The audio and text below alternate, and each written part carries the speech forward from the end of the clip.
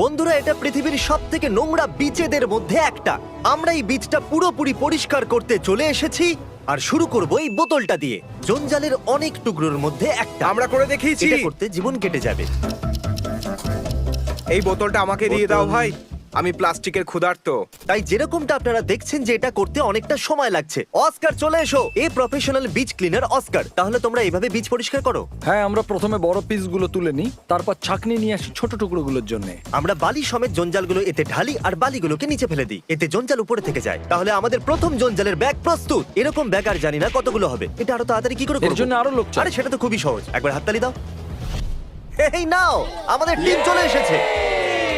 ঠিক আছে বন্ধুরা, আমরা সমস্ত জঞ্জাল এক জায়গায় করব, এখানটা পরিষ্কার করব 4 জনের গ্রুপে ভাগ হয়ে। চলো শুরু করে দাও। আমি সত্যিই চেয়েছিলাম যে আমি আর আমার গ্যাং মিলে এই পুরো বিচটাকে পরিষ্কার করব, কিন্তু তাতে পুরো বছর কেটে যেত। এটা তো আমিই বলে দিতাম।